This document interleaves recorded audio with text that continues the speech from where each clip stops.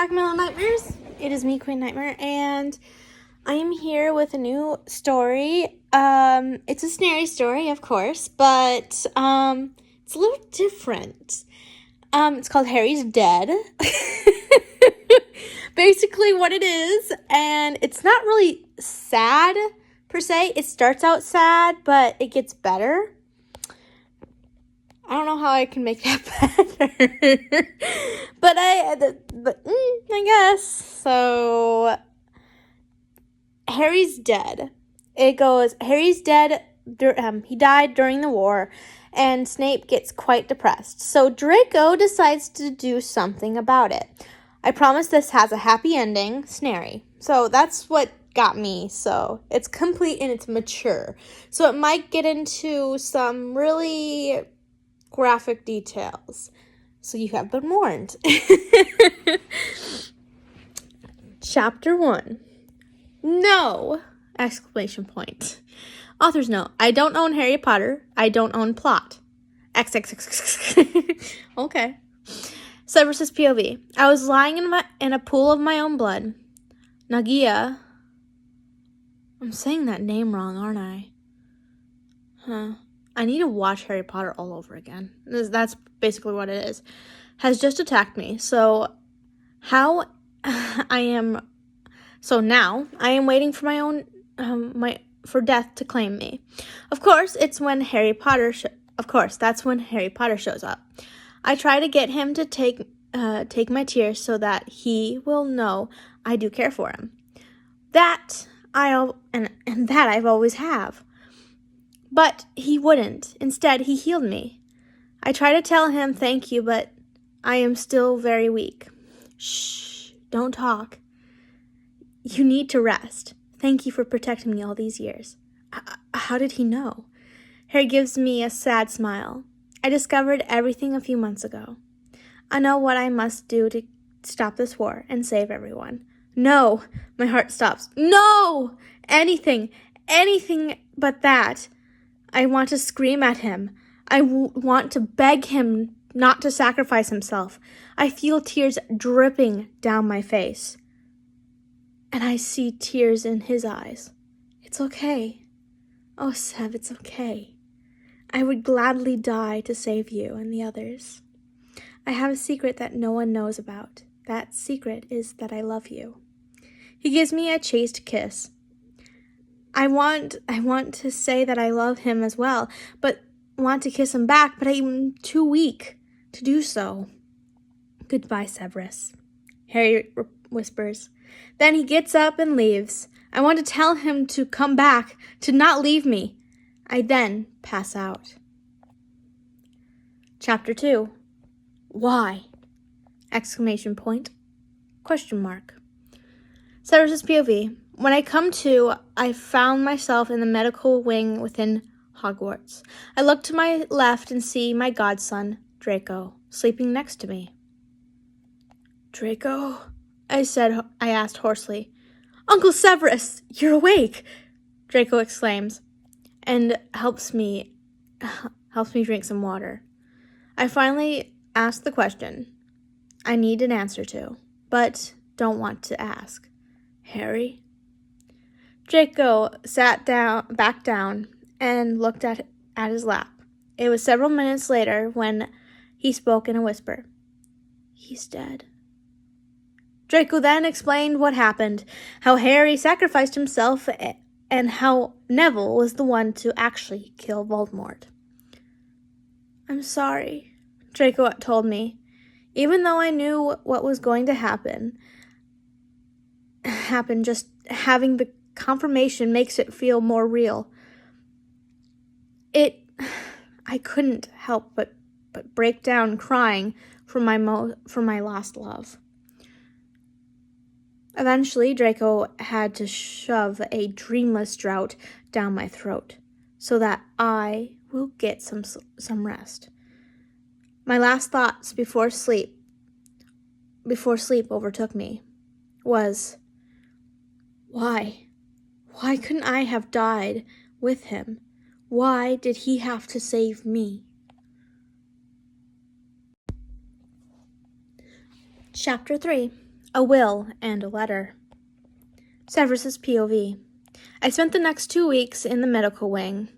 I had a few other visitors. Narcissa, McGonagall, Hermione, Remus Lupin, Sirius Black, the Weasley twins. Oh, the Weasley twins are still alive! What the hell? Wait, who did die in the war? Hold up. Other than Harry. Or did Harry die and everyone survived? That's effed up. And and then even Neville and Luna. Draco was the only one to stay the entire time I was there. I got a letter from Greengrotts saying my presence was needed for Harry's will reading. So here I am listening to Harry's will. Harry left some money to the Weasley twins, Mr. Weasley, Charlie Weasley, Bill Weasley, Remus, Sirius, Draco, Hermione, Neville, and Luna. The rest was given to me. I also received a little cottage in the woods. At first, I was going to refuse what was left to me because I want Harry, not his money or his property. But I quickly realized that I do, so I would that if I do, I would be disrespecting Harry and his love for me. I finally received a letter from Harry, as did Draco. I left Greengrotts and went to the cottage in the woods. It was homey and was in Slytherin colors.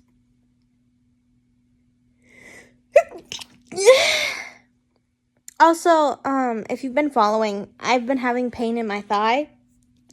It's because I've been crossing my legs so often, or sitting on, you know how you have one leg hanging off where you're sitting, and you're sitting on the other leg, kind of like it's crossed. It's called the straddle position, and I need to stop doing that because it puts pressure not only on that little muscle right there behind my big thigh muscle, it goes to the other muscle and it strains that one too. So it hurts both muscles, and I shouldn't do that. And I said straddle, and he said straddle, and he's like, have you been straddling anything lately? And I went, my mind went, woo! I got done doing the Blair on one. I'm like, he straddled him. Do you mean I was sitting on someone, like facing them and making out with them? Or even, my dude, are you getting somewhere? So that's why that happened. I realized that Harry bought it for me. I go sit down at the dining room table and open the letter. Dear Severus, if you are reading this, that means I am dead. I'm not sure what our relationship is when you read this letter. But if I had it my way, we would be romantically together. If we were not, then I never got the courage to tell you how I feel for you. And if you rejected me, then you may stop reading. Since you are reading this part, may I say that I love you, Severus Snape. I love you so much. I think you are handsome and quite sexy. I lost count of how many fantasies I've had about you. How many times I got off thinking about you and your sexy deep voice. As you found out, I have a cottage in the woods. I bought it and decorated it for you. Trust me when I say that if there were a way to be with you right now, I would be. Yes, I know about how I have to sacrifice myself to save everybody, but I have been trying to figure out a way to defeat Voldemort and live, but considering you are reading this, I've failed.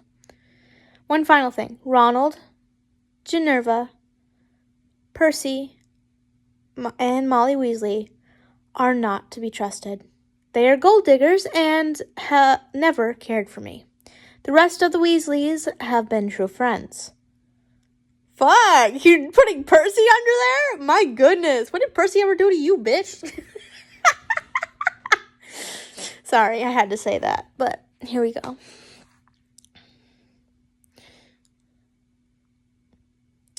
Once again, I love my sexy potion master.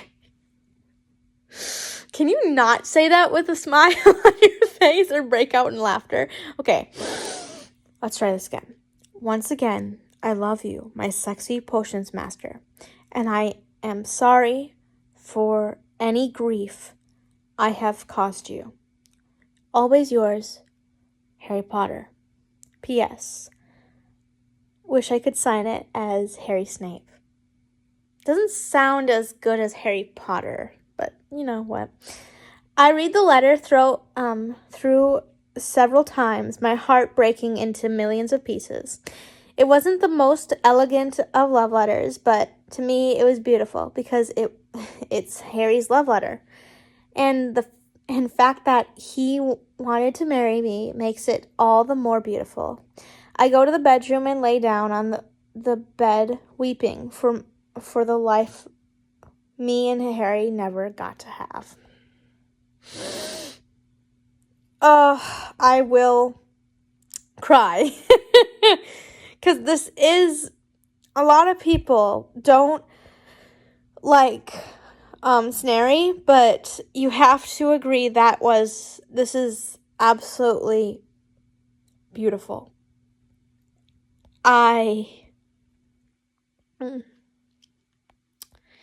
It's absolutely beautiful to read something like that, no matter what the ship was. Depression. This is chapter 4. Yeah. Depression. Severus's POV. It's been 2 months since my love's death. I know I've gone into a deep depression, but frankly, I don't care. Draco has been visiting me every Friday evening to update me on what's going on with the outside world, to see how I am doing. Right now, Draco and I are sitting by the fireplace, having some fire whiskey. Yeah. I thought for the UK, you can drink at the age of 18. Am I wrong there? Or is it still 21 with the rest of us? The rest of us. Well, I don't know about that. Uncle Severus? Yes, Draco. I think Harry would want you to move on and live your life.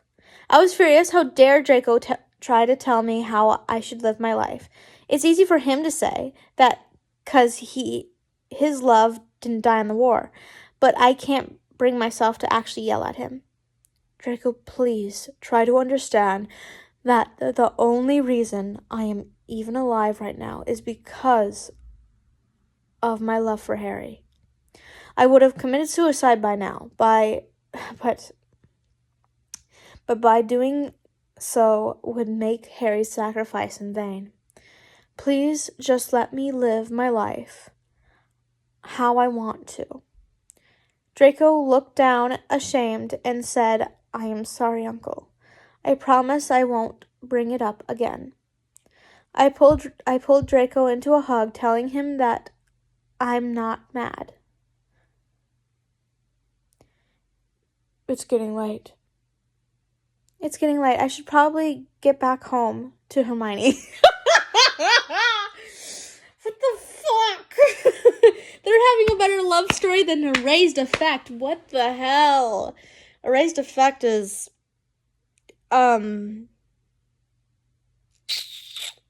It gets weirder. I haven't even gotten to the weird part of Erased Effect, if you're following along in that story. Ugh. I'm sorry, I'm just reliving the moment I read what happens next. I'm just like, wow. What the You really broke Draco. Oh my word. Yeah, it gets weird. If you like weirdness, go check out that series and let me know what you think. We said our goodbyes and I went to bed. Something has to be done. Something has to be done. Something has to be done. Draco's POV. I just got home from visiting Uncle Severus, and something has to be done. Uncle Severus cannot continue like this. Draco, is everything okay? Hermione, my beautiful wife, asked me concerned. No, we need to do something to help Severus, I tell her. She thinks about what I told her. Then she nods determinedly. She nods determined. Follow me, she tells me. Sorry, I'm repeating myself. She leads me to our family library and she gets down a book from the very back. I'm not much of a reader, so I don't actually really know what kinds of books we have. I was going through and organizing the books in here earlier today. Came across this book. So I read through it and discovered this spell. I think it might help us. She explains to me. I look at the spell when I looked at her with wide eyes. You want us to use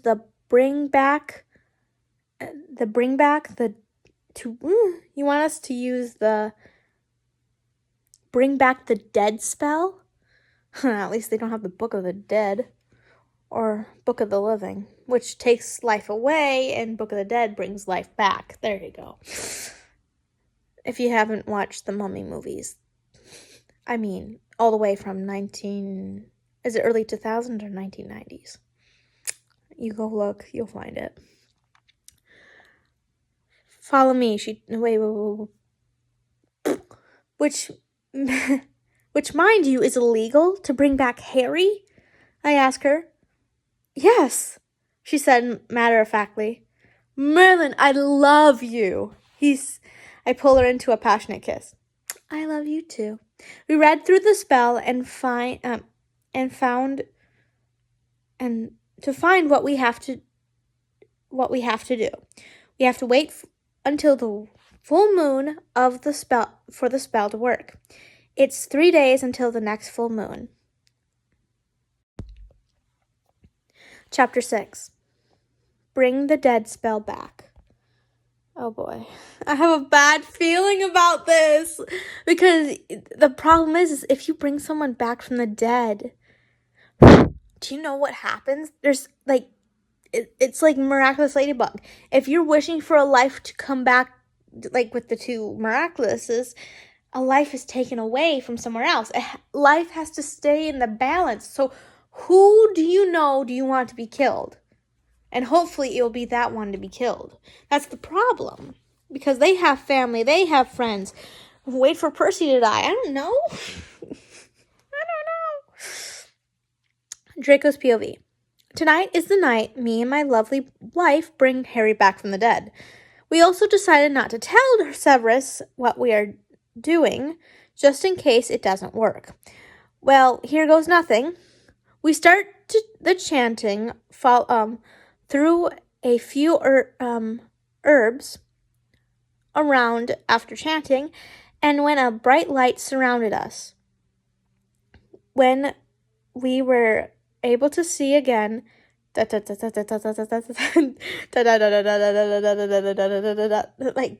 just dots. Silence. Harry was there. He was in the same outfit as when he died. So he was a bloody mess. Oh, gee, whizzers. I can't. Gross. I went to go see if he was breathing, and he was. Hermione came to kneel next to me. I could tell she was trying not to cry. He's alive, Hermione. I know. We should take him to Madame Pomfrey. Madame Pomfrey's gonna kick your ass. That's what she's gonna do. She'd be like, the fuck you do? She's not gonna be happy. Basically saying. I picked Harry up and we apparated to Hogwarts. We went to the medical wing, and I think we gave Madame Pomfrey a heart attack when she saw me carrying a live Harry James Potter. Hallelujah. I'm alive? Exclamation point, question mark. Harry's POV. I woke up and find myself in the medical wing. Wait. I woke up? I'm dead, aren't I? I look over and find Hermione and Draco and Madame Pomfrey talking. Hermione looks my way and she's running over to me and hugging me and crying. I soothe Hermione while Draco and Madame Pomfrey come over to us. Mrs. Malfoy, give Mr. Potter some room to breathe, Madame Pomfrey says to Hermione sternly. Wait, Mrs. Malfoy? I give Hermione a questioning look as always, she understands what I'm trying to say. Draco and I got married last month. I give them a big smile and nod my head. Congrats! I say very hoarsely. Madame Pomfrey gives me a drink, helps me drink some water. Thanks. Of course. I don't know why I made her sound like a female Alfred. I watch Madame Pomfrey pat my leg, but thing is, I can't feel it at all. I try to move my legs, but I can't. Harry, is everything okay? Hermione asks. I can't move or feel my legs. I tell her. Madame Pomfrey runs some tests, saying that all my nerve endings in both my legs have been completely destroyed. Is there any way they can be fixed? Draco asks. There is one treatment, but it only has a 35% success rate. We all remain silent. Does Severus know that I'm alive? No, we decided not to tell him in case the spell didn't work. Hermione answered. Yeah, he's been awfully depressed with you being dead and all. Draco added, if Severus is depressed because of my death, then that means he has some sort of feelings for me. Knowing that he might love me makes me happy, but knowing that because of me, he's been depressed makes me depressed. How long? You've been dead for 2.5 months. Hermione once again answered, knowing that I was what I was talking about. Silence had fallen between us until Draco asked the question. We were all thinking, when do we tell Uncle Severus? When do you tell me what? We all heard Severus ask, oh no! Hello!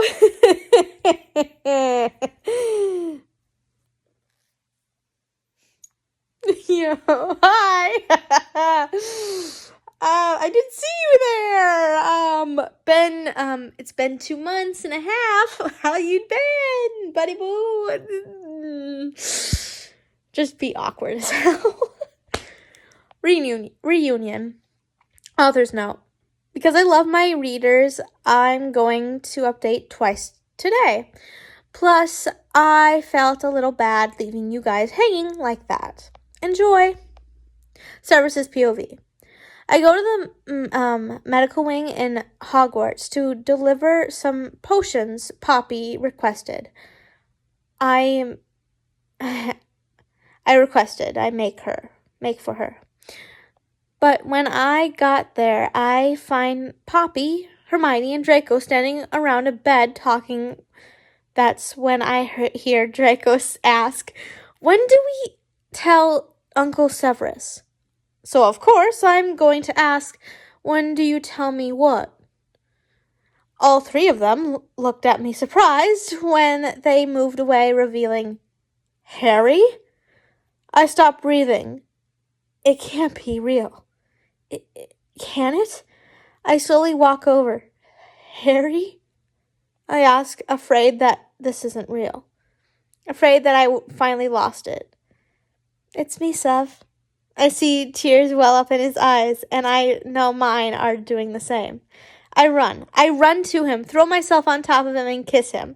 I put all my joy that he's alive, and sadness that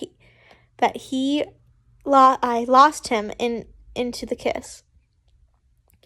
I love you, Harry. Please don't ever leave me again, I beg him, holding him tightly to me, still afraid that this isn't real, that he'll disappear once I let go of him. Shh, Sev. I'm here. I'm not going anywhere. Oh, I love you, Sev. How I love you. He's crying too. Great. We're both sobbing messes now. Then we are laughing, kissing, and still crying all at once. Once we've both have calmed down, I start using questions. How are you alive? Somehow, Hermione and Draco brought me back. Then they explained how they brought Harry back and why they didn't tell me of their plan. I forgave them for not telling me because I've got my Harry back. Mr. Potter, we must discuss your treatment plan, Madame Pomfrey told Harry. What treatment? I demanded to know. If something is wrong with my love, then I damn well need to know. Harry explained to me what was wrong with his legs. I see, I say sadly. Hey, don't be sad. I'd rather be alive and lose the use of my legs than be dead and part from you, Harry tells me. He kisses me, and I make the decision to be strong for Harry through this. I see that he is getting sleepy. Go to bed. You need your rest. Harry promptly falls asleep. Draco and Hermione take their leave, saying that they will inform the others of Harry being alive. Severus, yes, Poppy, you can take Harry home now. Just bring him back this Friday so I can start his treatment.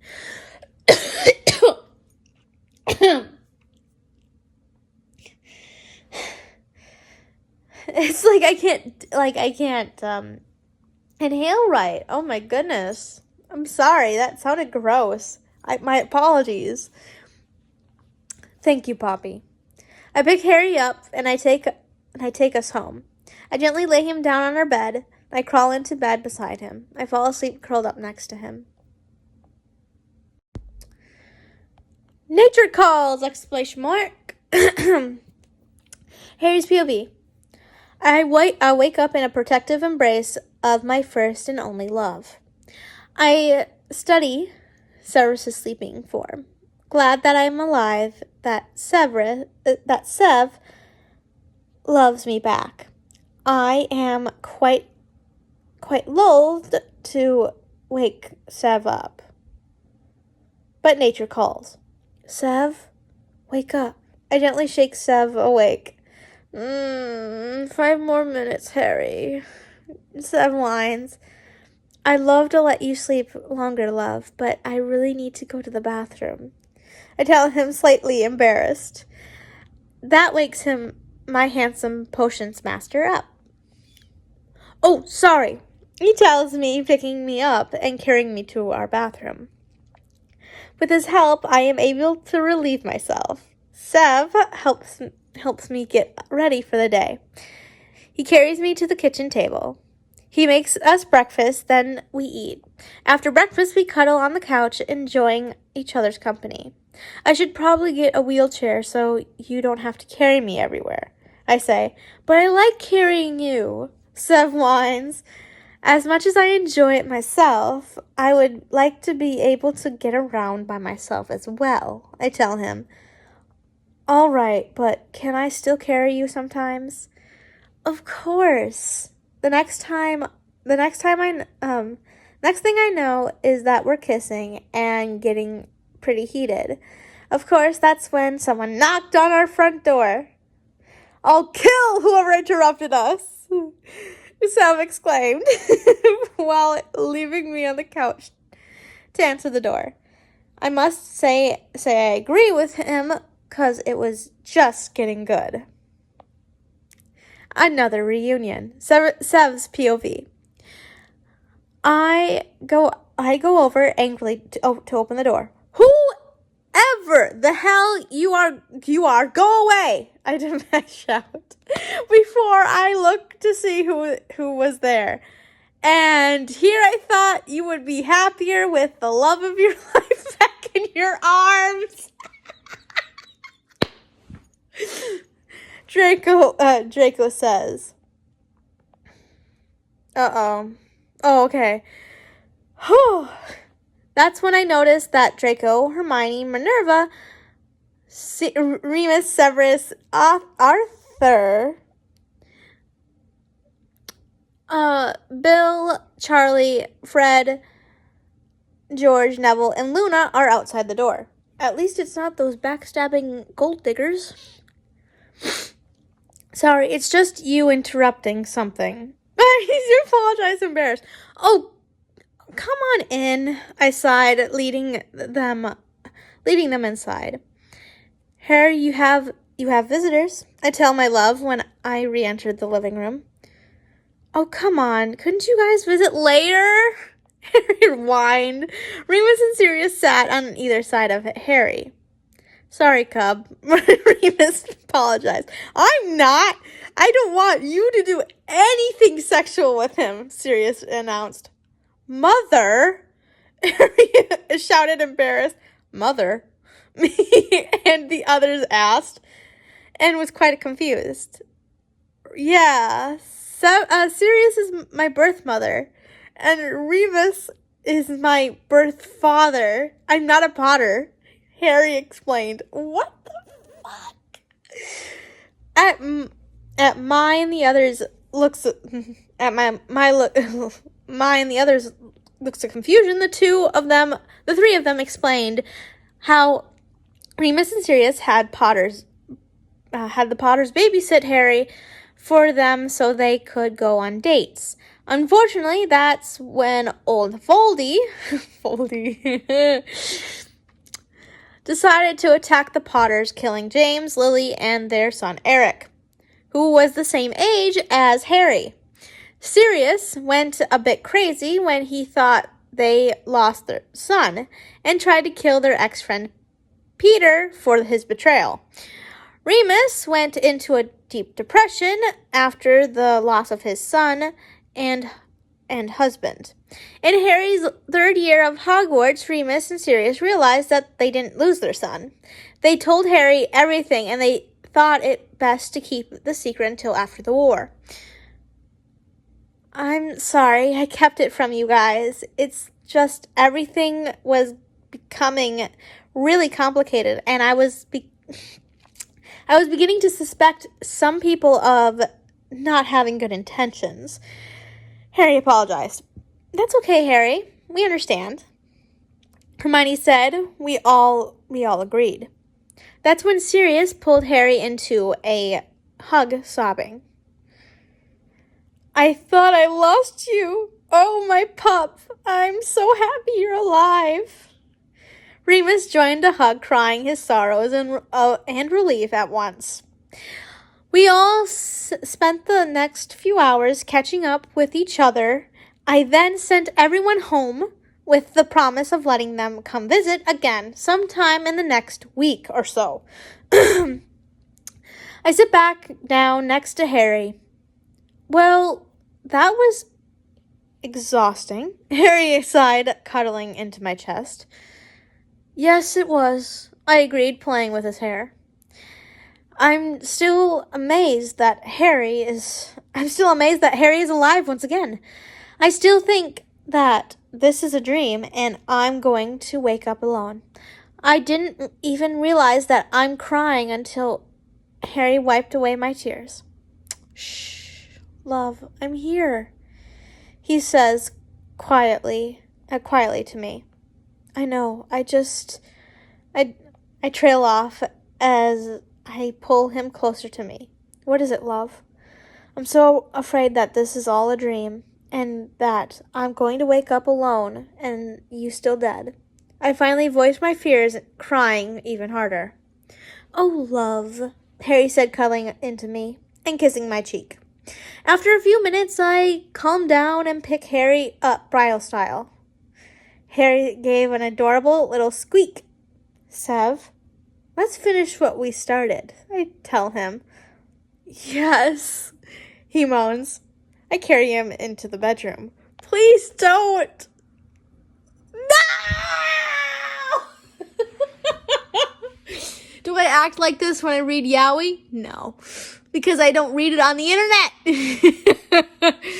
Why? Okay.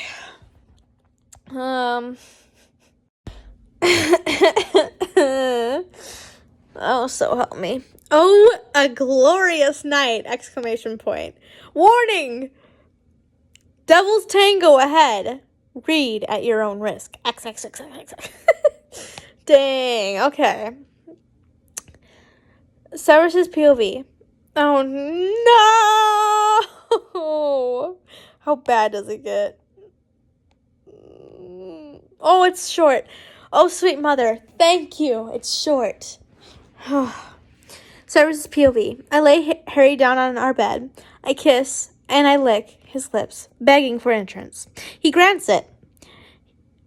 My tongue rubs against his while I explore every inch of his mouth. I unbutton his shirt as we continue kissing. I soon have him naked under me. Oh, that was quick. Dang. Merlin, he's beautiful. She's a crow. I kiss down his body, worshipping him. I reach his half-hard thingy, and kiss the tip of it. Oh, fuck's sake. I'm cringing. Literally. I hear a shuddering moan above me. I smirk as I take him into my mouth and give him a firm suck. Merlin Severus, he shouts. My entire focus is to pleasure him. Sev, I'm going to... He warns.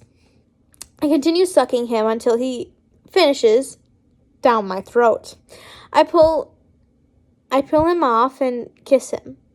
As we kiss, I prepare him. Oh, jeez, I'm gross. Thank you for not being specific. Oh, sweet mother. Sev, he asks. Yes. How are we going to do, He gestures downwards. I can't move my legs. Oh, honey, you don't need to move your legs for that. You can let your man do whatever he wants. That's the problem. Jeez, I'm crow. He looks away. What? Looks away, put out. Okay. Don't worry, love. I have an idea. I tell him while I continue to kiss him passionately. Once Harry is prepared, I roll him over onto his side and I lay down behind him and line myself up. I slowly push my way into his tight ass.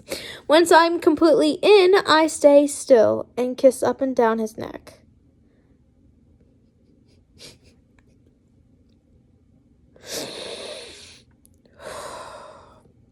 Don't laugh. Ooh, beef stew this weekend. Sorry, my dad just texted me. Oh, dear mother. Okay.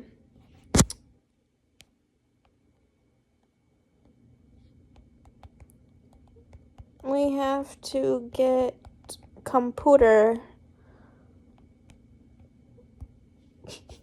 Broken English. Perfect. Okay.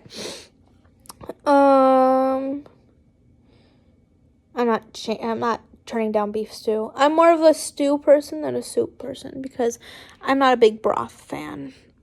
Same with milk in my cereal.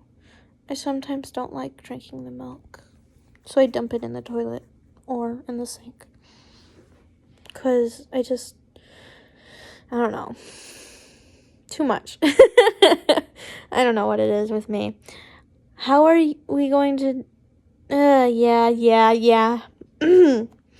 I'm ready. He moans out. Jeez. I slowly pull out and thrust back in. I keep things slow and passionate and loving. I stroke him in time with my thrusts while I kiss along everything I can reach, committing this moment to a memory forever. Sev, please more. Harry's begging is music to my ears, and how can I deny him anything? I go faster, hitting his sweet spot dead on every time I thrust into him. Harry's moaning gets louder, and then he's shouting my name as he finishes all over my hand. He's already tight channel. What the fuck? I'm sorry. If you don't like me cringing at these parts, I'm pretty sure you guys would be cringing too if you had to read this on the internet, but hey, I'm all for it.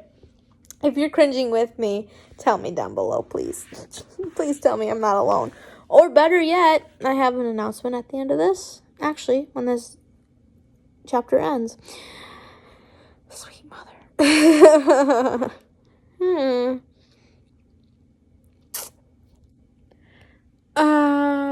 His already tight channel gets possibly tighter, triggering my orgasm. Triggering my organism. I fill him with my seed. Who the fuck calls it that anymore? I mean, I've heard it like somebody, you're being disgusting when you say it. Don't ever say seed. Unless you're just being gross with your friends. I mean, I've said it before, but don't ever say it in a story.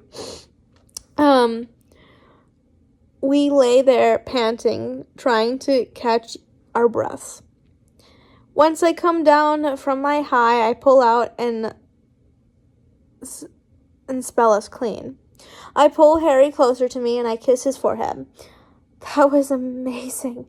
He sighed happily, already dozing off. Yes, it was. I agreed with him, with a smile on my face, shortly falling asleep myself.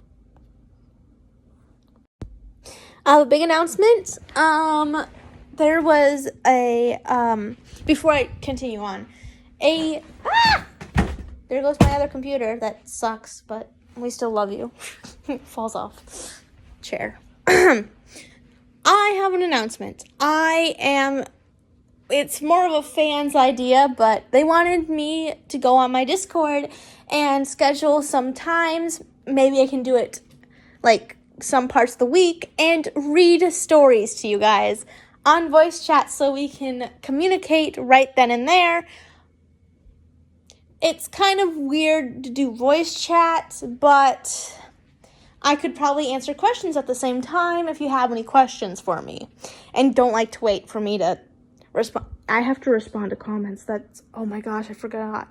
I'm so sorry if I haven't responded to your comments. I forgot. Oh my gosh, that's right. That's what I had to forget. If you have any questions, you can ask me there. If you guys want me to do that, I will also say this on my other videos. I will be coming up for the past week. I will be asking if you would like to, and I'll have a poll.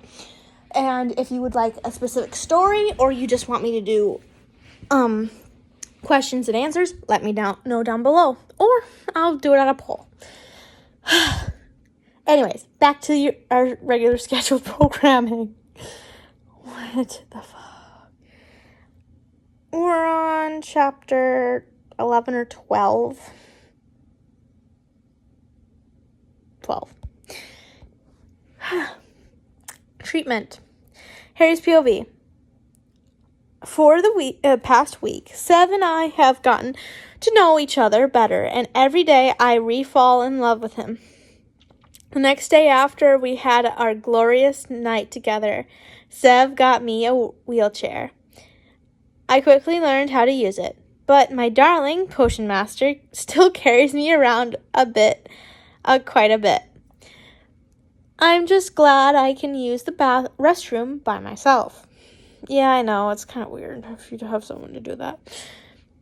Not that I don't appreciate Sev's help, it's just kind of embarrassing. Well, anyways, it's Friday, and after breakfast, Sev and I are going to see Madame Pomfrey to start my treatment. Sev apparated us to the hospital wing. He helps me get situated on the bed soon after Madame Pomfrey came. All right, Mr. Potter, let's get started, Madame Pomfrey said. She then administered a numbing potion. After the potion took effect, she casted several spells over my legs. The spells lasted for 4 hours, and during that time, Sev kept me very distracted by talking with me and or giving me little kisses.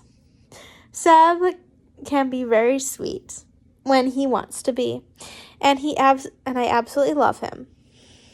After the spells ended, Madame Pomfrey told us that the treatment seems to be working, but that could change in a moment's notice between now and the next 10 treatments that I need to have.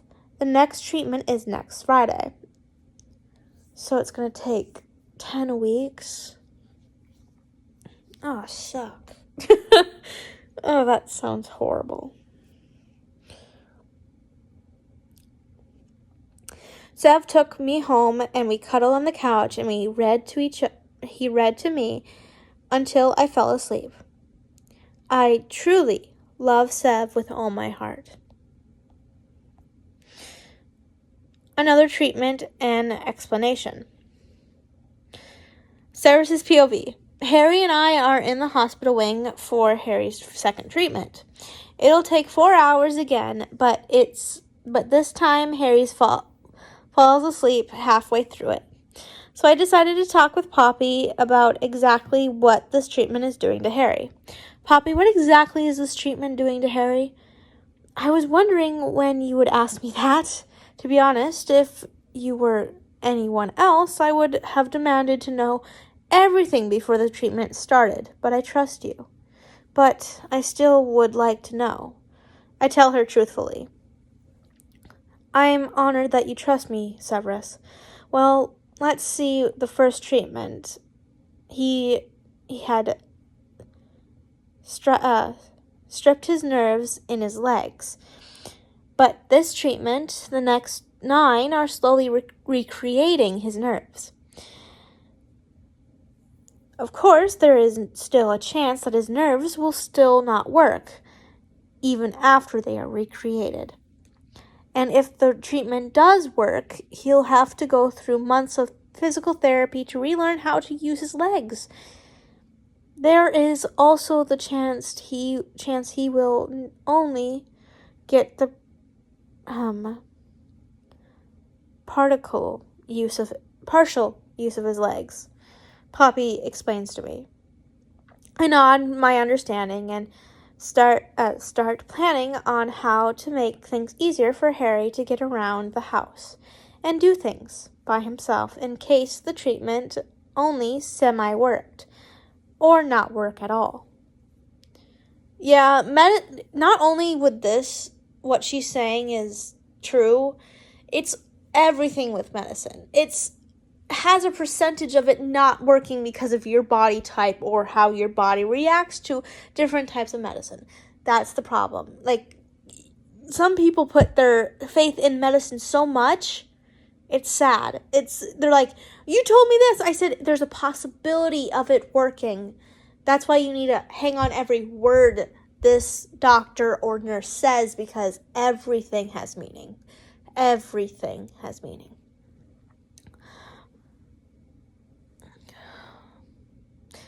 Plus, it sounds like even if the treatment does work, it'll be a while before Harry can walk by himself. So I'll make the adjustments now, and we can change them later if need be. With that decided, I start as plan Harry's start to also plan Harry's and mine first. With that decided, I start to plan our first date. I really hope he likes what I have in mind. I truly do love him, and I want to make him happy forever. I lean over and kiss his forehead and whisper, "I love you, Harry." An amazing date. Harry's POV. It's been a couple of days since my last treatment, and Sev has been busy making changes to the house. First, he widened the doorways so my wheelchair can fit better through them. He then made all the appliances magically shrink down so I can use them by myself. He really is the best. "Harry, get dressed. We're going somewhere," Severus shouts from outside. I don't know where we are going, but I get dressed anyways. Once dressed, I go outside where my beloved is waiting for me. "Sevy, where are we going?" I ask him. "You'll see." Severus avoids my question. "Fine," I fake pout. Sev pulls out a portkey, and off we go.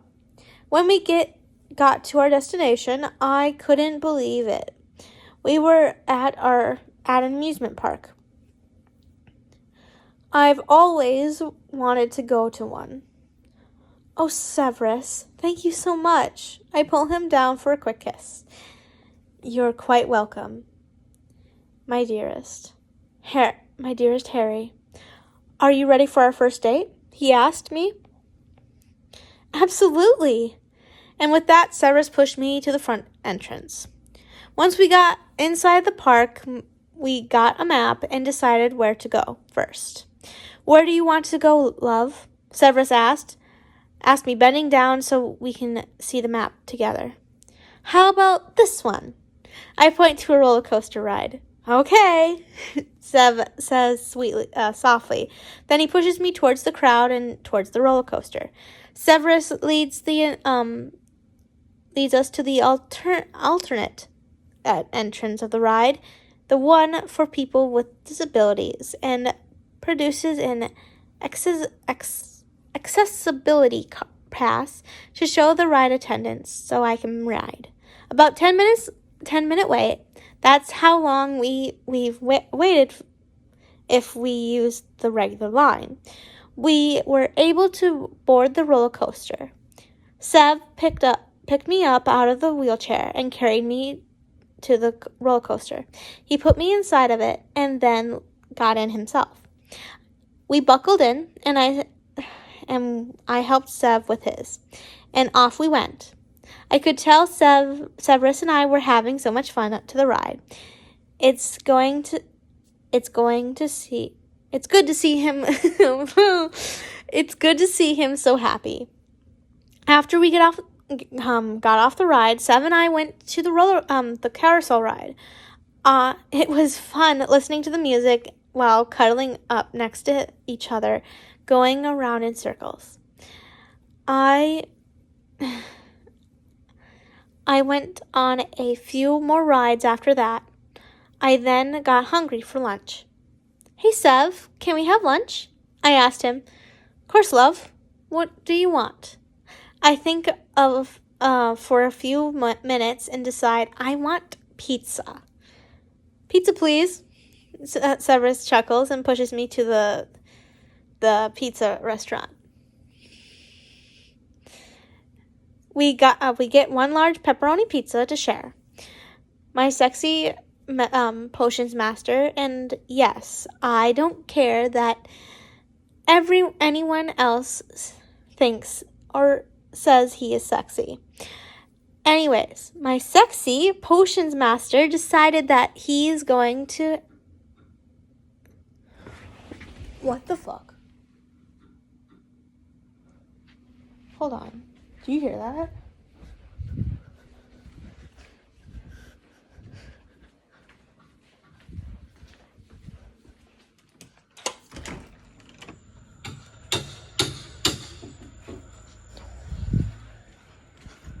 It's our stupid neighbor.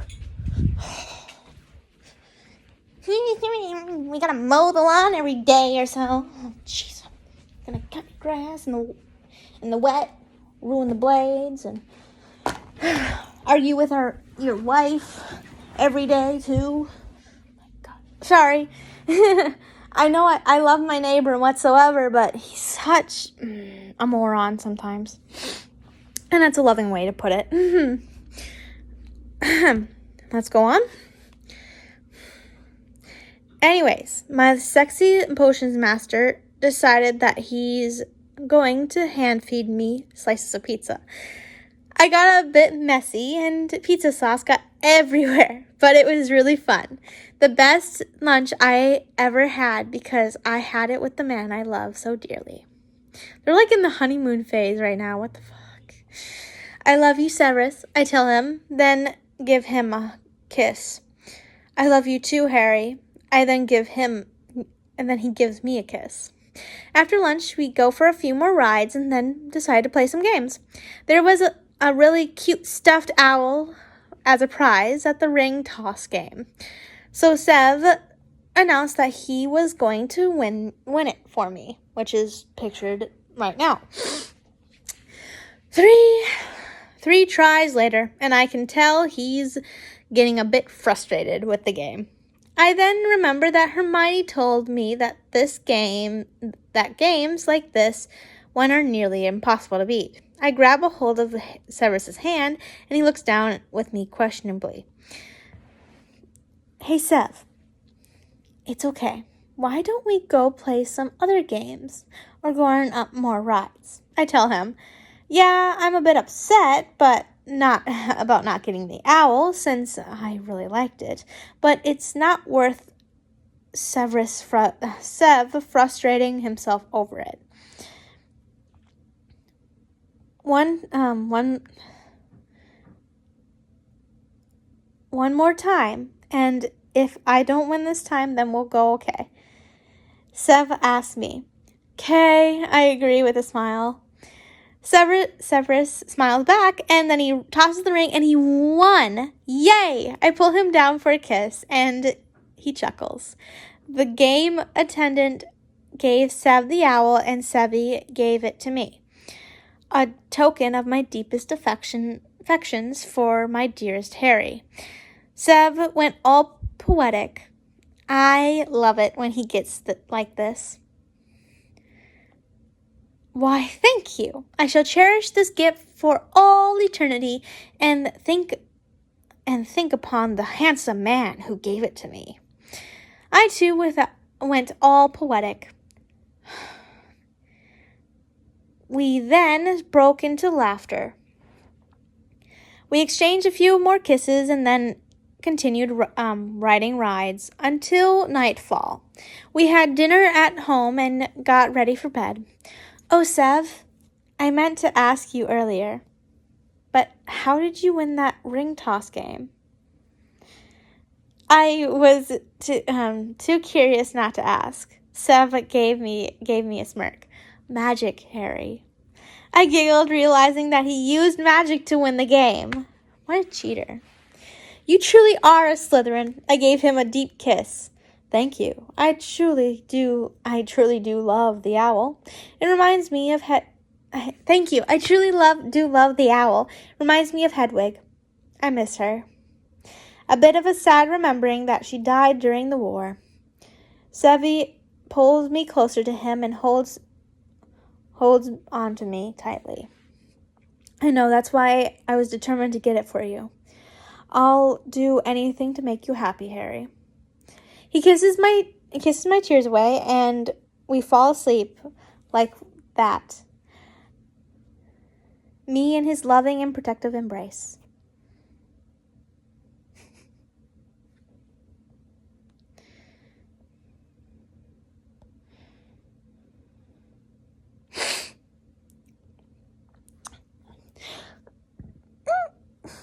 That's gross.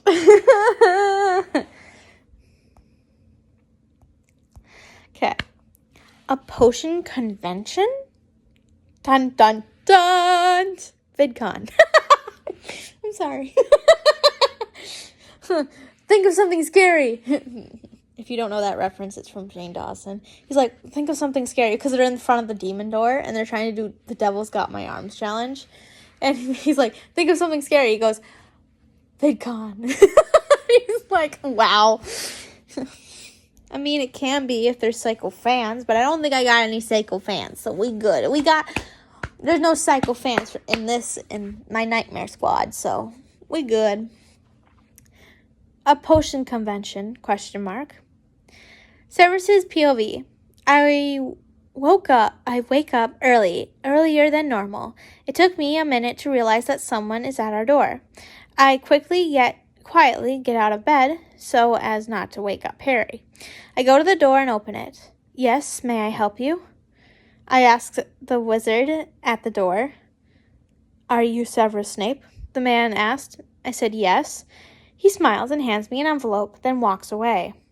Strange. I open the envelope after making sure that there's no hidden spells on it, and quickly realized it was an invitation to Rudolph Barton's potion convention.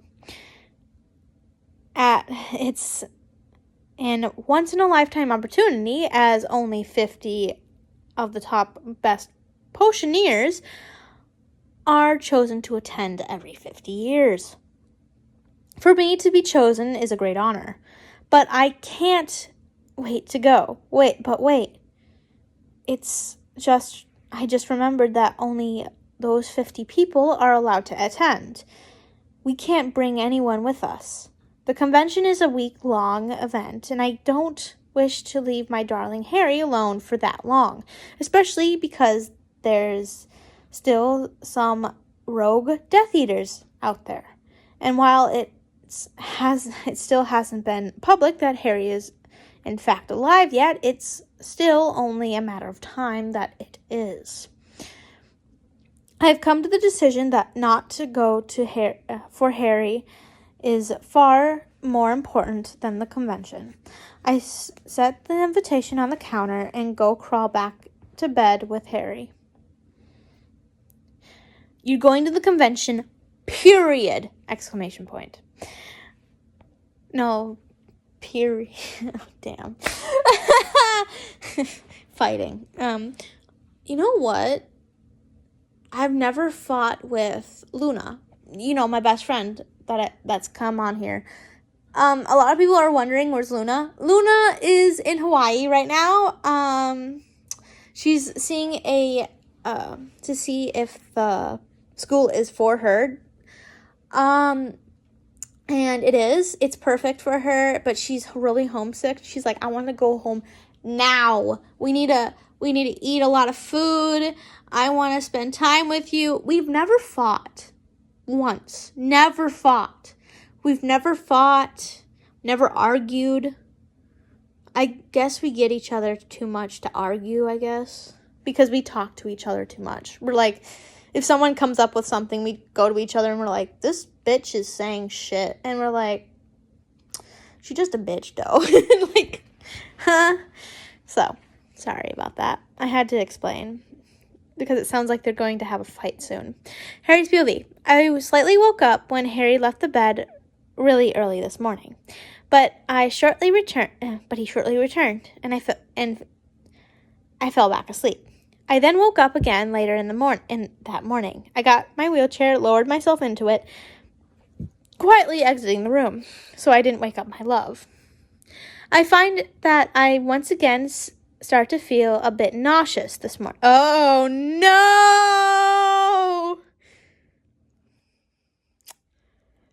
People are like, I didn't do anything. It was only once. I'm like, if you did it once with no condom, it's gonna happen. It doesn't matter if it's once or a million times. Did you wear a condom?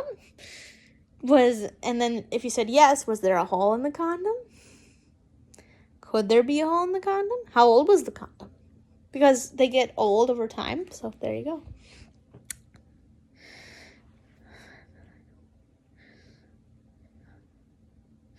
As I have for the past week. If this continues for much longer, I'll have to tell Sev that something is wrong with me. I made my way to the kitchen and ate a bowl of cereal. When I was putting the dishes in the sink, I found an envelope on the counter.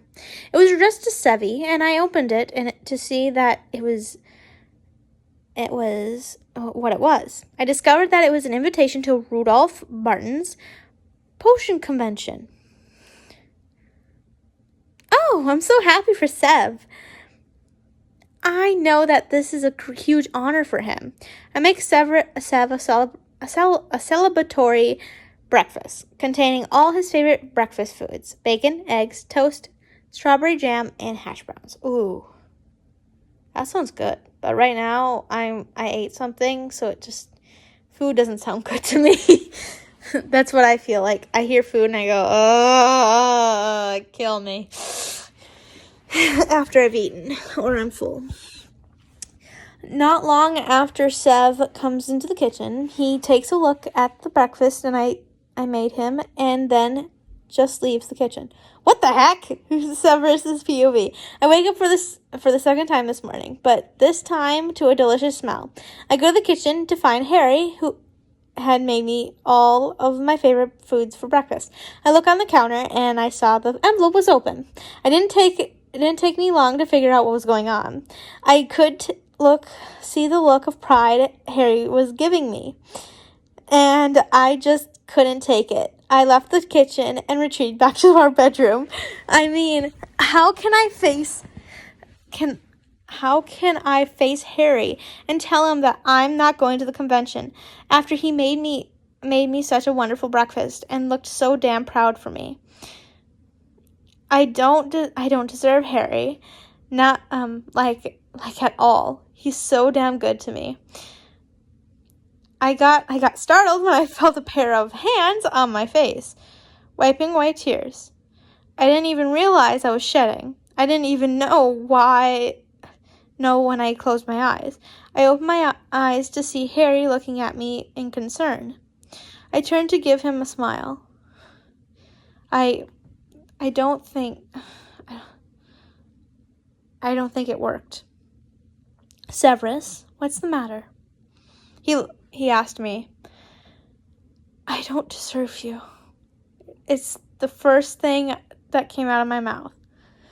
Harry's eyebrows furrowed together in confusion and says, Of course you do, Severus. I just shake my head. Hey, Sev, come on, talk to me. Harry pleads.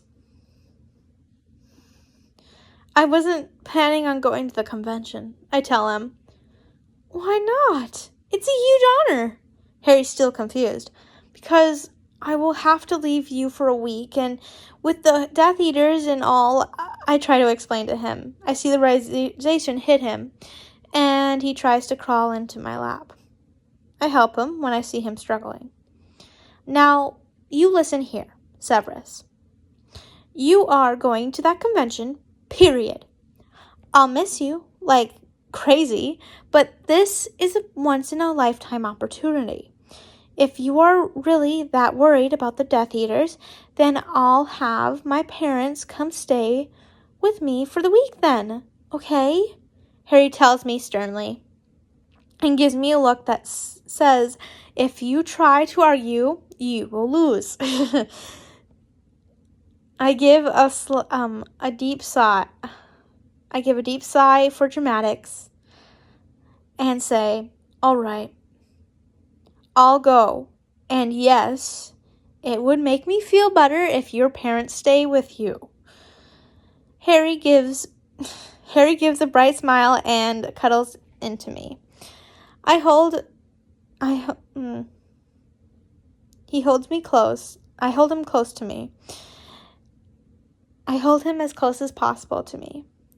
After a few more minutes, I carry him into the kitchen, and I eat the amazing breakfast Harry made me. of course, he steals some of my bacon. Later that day, I owl Remus and Severus and tell them what's going on. They agree to stay with Harry. Then I get packed since I leave tomorrow morning.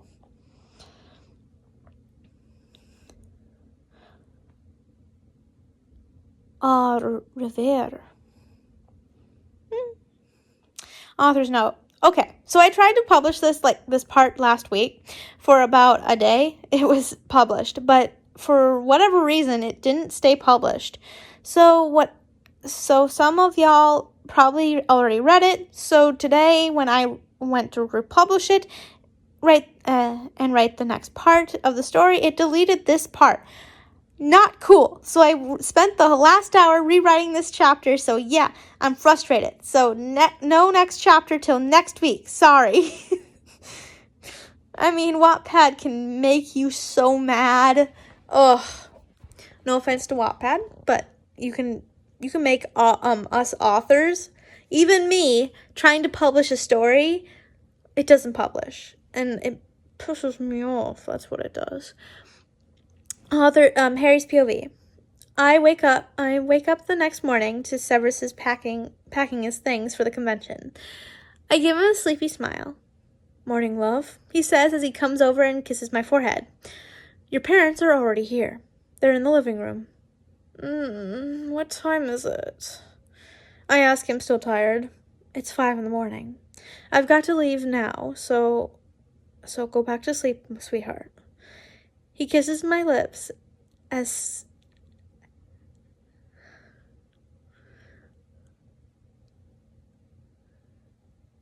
Sorry, I was reading something. He kisses my lips this time and gives me a hug. Au revoir, Sev. Je t'aime et tu vas me manquer. I tell him in French. Goodbye, Sev. I love you and I'll miss you. There you go. It's French. If you wanted to know what, it says in French, but je t'aime. If someone says je t'aime, they love you. Je t'aime. Et tu vas me manquer. I love you and I'll miss you. He looks at me surprised. Harry, you know French? He asks me.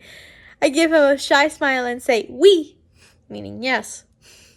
Je t'aime et tu vas me manquer sorry. It's been a while since I've known any French, and Spanish, because our language, American, is made up of all these different languages. So, literally, English is the hardest to learn, because it's a mixture of every single language out there, basically. So, that's how we're doing. He tells me in French, I love you too, and I'll miss you as well. With that, Sev leaves the room, and I go back to sleep. Remus's POV. Sirius and I are in Harry and Severus's living room when Severus comes out of the bedroom. Severus, good to see you again. I greet him with a smile. Same. An awkward silence befalls us. You remember everything I told you, right? Severus asks us. I can't help but chuckle. Yes, Severus, we remember. Merlin, you sound like a worried parent. I tease him slightly. Beside me, Severus mutters something along the lines of, he is old enough to be Harry's father. I just sighed and prayed to magic herself that Sirius dude changes for the better when Harry wakes up. Well, do you blame me? I lost him once, I don't wish to lose him again. I understand where he is coming from, and I do something completely unexpected. I pulled Severus into a hug. Well, to be fair, I have a feeling that sooner or later Severus will become my son-in-law.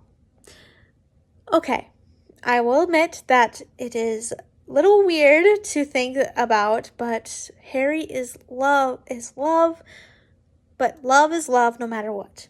The hug is short and quick, but I do love it. It did help reassure Severus that we won't let anything bad happen to Harry while he's gone. Did you want to say goodbye to Harry? I asked him. I already did. He woke up while I was packing, and after we said our goodbyes, I sent him back to sleep.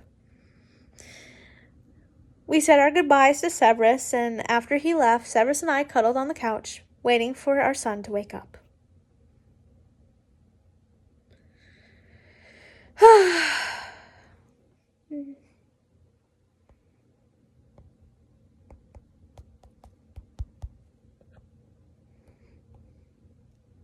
Finally understanding. And I just noticed that we might actually finish the story. I'm so sorry. But hey, whatever, right? It's pretty good. Finally understanding. Severus's POV. Finally the snake is gone. Oh my gosh. No, Sirius's POV. Oh my goodness, Sirius! Calm down. Sirius's POV. Finally, the snake is gone. I know I promised Remus to be good, but there's no way he's going good enough for my baby.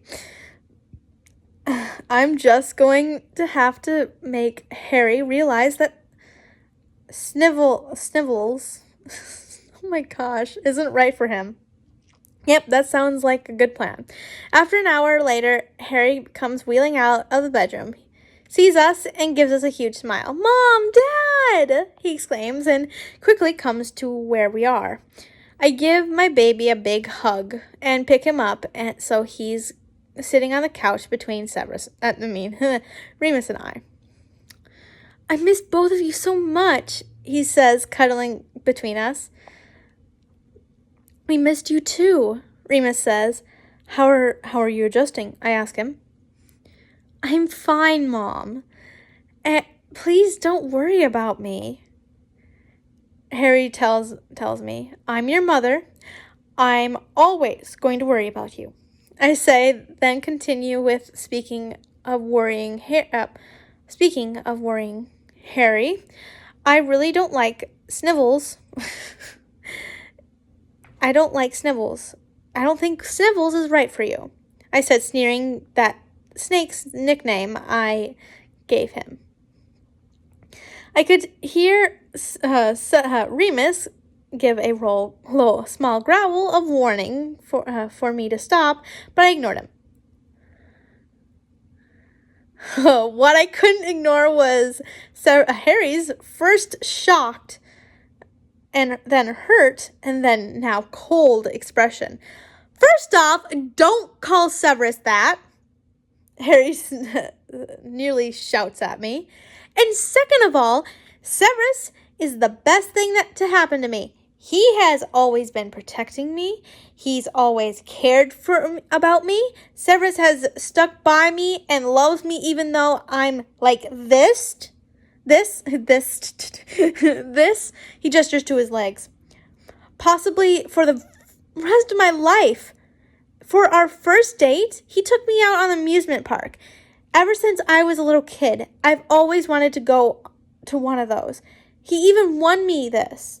Harry acquioed a stuffed owl.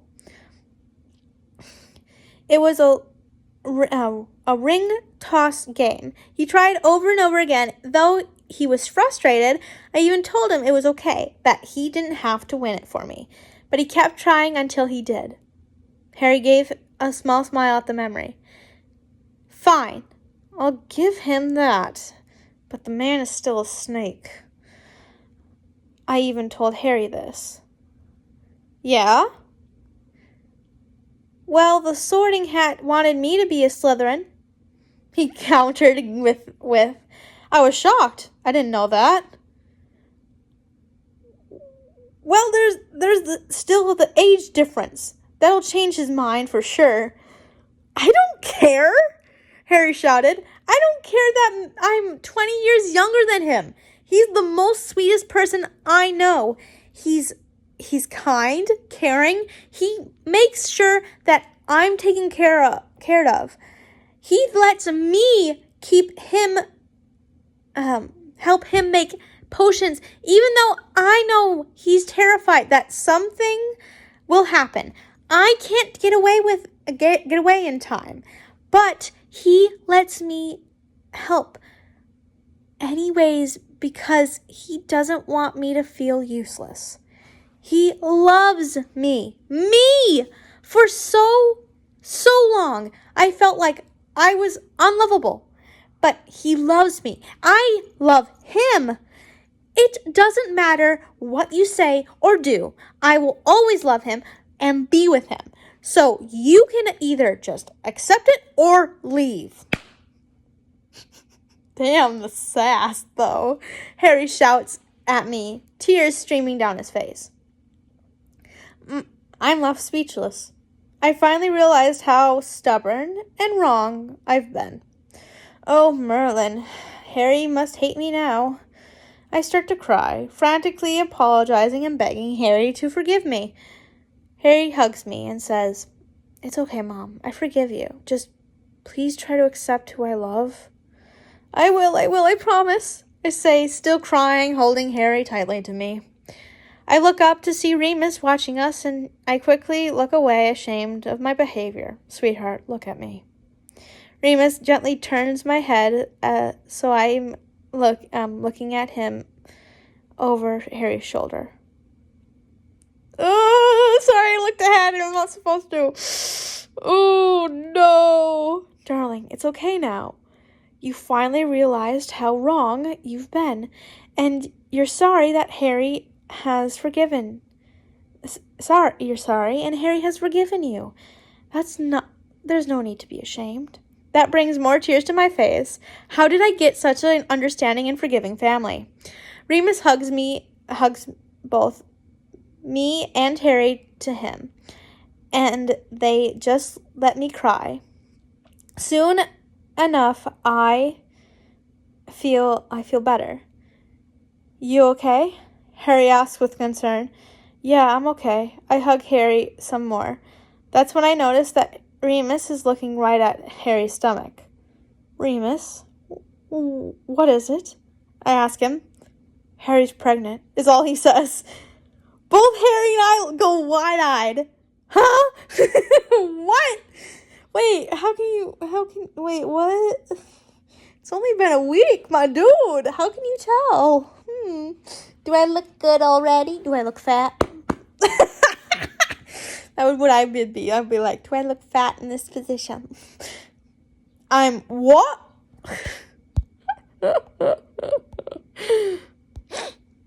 Oh my.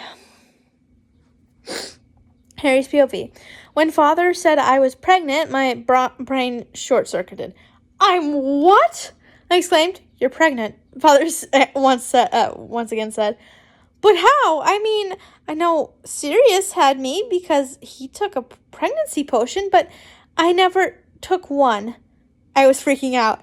Not that I didn't want kids, because I do. I just wasn't expecting to have to worry about unplanned pregnancies because I wasn't female. Harry, who's your father? Oh. Father asked me. You?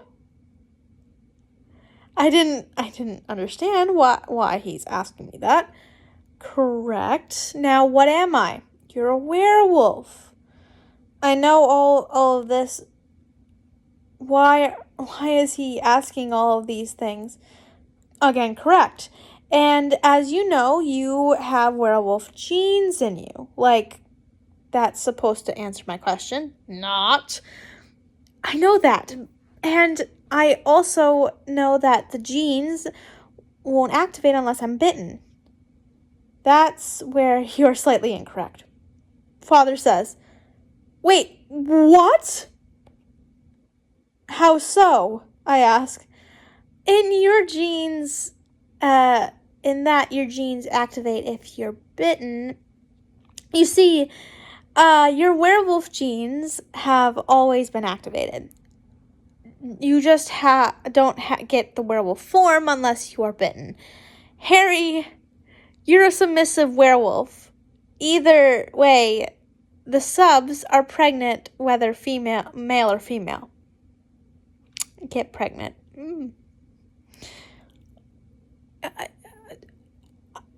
I think I get it now. I'm still a submissive werewolf. I just don't have werewolf form. And because I'm submissive, I can get pregnant. I clarify with him. Yep. Father chirps. Okay, well, Sev will have quite the surprise when he gets home. Father breaks out laughing, and Mother groans a little, probably thinking about me and Sev having sex. Yes, he will come. Father pulls me into a hug. After a while of cuddling with my parents, I get nauseous. Again. But at least now I know why. Feeling sick, pup? Mother asks. I groan and nod my head a little. Father transfigures into a trash can. No! I can't puke on my dad. No! This is torture to me. Transfigures into a trash can I throw up in, and I do so as soon as I get it.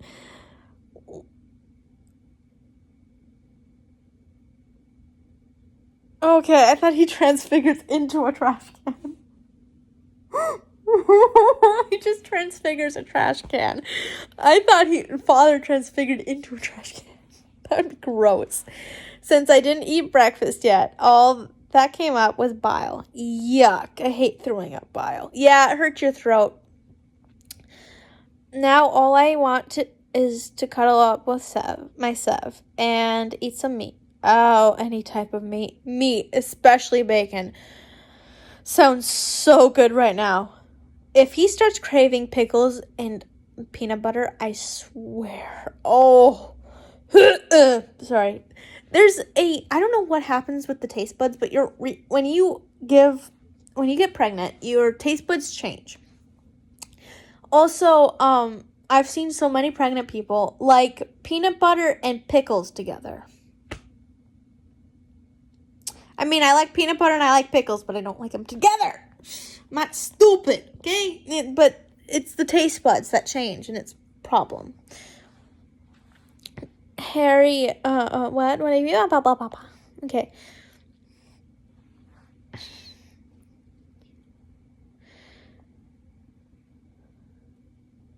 Oh, wow. Yikes. And especially bacon sounds so good right now. And Sev, he sounds good right now too. Like, I want him to F me like there's no tomorrow. And I want to lick and suck on his big perfect. I thought this one was gonna be wholesome. Oh, honey, was I wrong? Oh, my word. His perfect, member.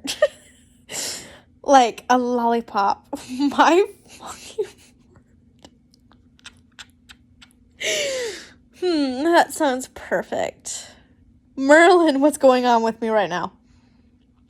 Well, the meat part is pregnancy cravings. You'll be craving a lot of different meats during the pregnancy because the werewolf thing, and wanting your mate, especially wanting him sexually, is also because the werewolf thing, but also because you're a sub and want to comfort and protection of your dominant. Father says. Did I say that out loud? I ask. Yes, you did, and scared your mother for life. It didn't say in thingy though. No. Yes, you did, and scarred your mother for life. father answers and laughs at the horrified look Mother was giving me. I giggle. I can't help it. He looks so funny. I'm laughing already, and it didn't have to be said. I could have just read your mind, my dude. Well, my week without Sev is a bit stressful because of my pregnancy. In fact, I have become more aware of my submissive side. I miss him dearly, but also got to enjoy spending lots of time with my parents as well. I also decided not to tell Sev that I'm pregnant until he came home from his convention. I want to see his reaction. I think the most stressful part was doing my weekly treatment without Sev there. While I was glad that my parents came with me, I just really want my dominant to be there. Oh, and Poppy did say that me being pregnant would no way affect the treatment, and that the treatment was safe for the baby. So I'm glad that the baby is healthy and will remain that way. Surprise! Exclamation point. Oh boy. Severus's POV. As much as I had a great time at the convention, I miss Harry a lot. I'm glad that I am going home today, but being at the convention did allow me to work on a few surprises for my beloved. I hope he likes them. I get my things and apparate to Harry's and my house. When I arrived, I found Remus and Sirius asleep on the couch. I was about to wake them and ask where Harry is when I heard a noise coming from the bedroom. And I go in and I find Harry in his wheelchair, back facing the door, looking at a photograph of us. I smile and quietly go up behind him. Did you miss me? Did you miss me, love? I whispered in his ear. Harry's POV. I woke up really early this morning, having to throw up. Thank Merlin, Father put a trash can on the bedside table. I never would have made it to the bathroom. After I finish, I realize that Sev is coming home today. I get into my wheelchair and I was going to go make him breakfast, but I got distracted by a photograph of us. I was studying the picture when I heard someone whisper in my ear. Did you miss me, love? I immediately recognized that voice. It's Sevy! I turned around as much as I could in my wheelchair and pulled him into a kiss. After we began kissing, I realized that it felt different than before. I pulled away and actually looked at Severus. And boy, was I in shock. Sev was a bit scruffy has a bit of scruff going on. And by all magic, he is hot like this. I gotta agree. And they have a picture, so I'll put it up. Alan Rickman looks sharp. Damn. Yeah. I think they didn't want like Severus to look too sexy, so they didn't. Yeah. Ain't gonna lie, that's he looks good. And oh, so very sexy. And frick, I want him so badly right now. After I get over my shock, I pull him into a hungry-filled kiss. I try to turn even more and press against him. I pull away and let out an honest to Merlin whimper at our loss of contact. Shh, love. He soothes me. I promise to give you anything you want. But you are going to end up hurting yourself if you continue on like this. At least wait until I move you into the bed. I know he's right. Oh no! The parents are there. Why would you do this? No! you already know this, that you can have sex while pregnant, and it's better for the baby and whoever. Yeah. Anyways, I already had that talk in a Snarry Fanfiction, and we're still pissed at that one right now. Kind of. Mixed feelings. I know he's right, but I need him now. But nevertheless, I let him pick me up bridal style and carry me to our bed.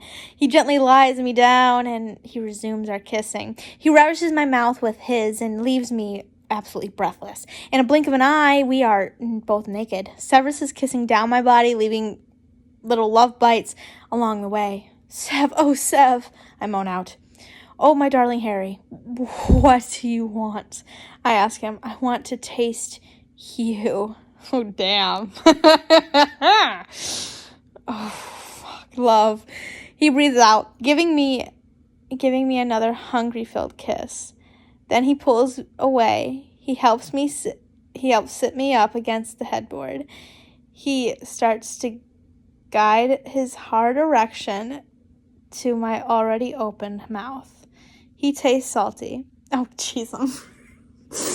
And just pure Severus. And I love it.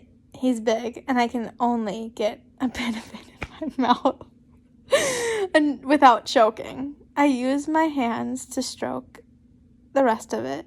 The harder I stroke, the louder he gets. And I love... Oh, no! The parents are still there!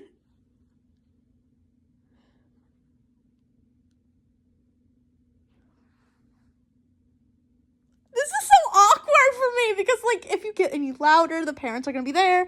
I'm shaking right now because I'm living, like, in their fantasy, but at the same time, I'm aware of the parents and all. After a while, he pulls himself off and sinks down onto his knees, straddling me. He pulls me into a searing kiss. Harry, I love you. I love you so much. Will you please let out every honor. Let me have the honor to call you my husband. Oh, what, like proposing during sex? What the fuck is wrong with you? Of course I'm going to say yes. Because the hormones and such. Why couldn't you ask, like, before? Or, what the fuck? Well, anyways, let's keep on going. I can't imagine my life without you. No, scratch that. I can because I had to live my life without you, and I never want to go to again. I need you, Harry, so please marry me and stay with me forever. Harry's proposal was beautiful. Yes, Severus, I'll gladly marry you. I kiss him, so happy that with how my life is turning out.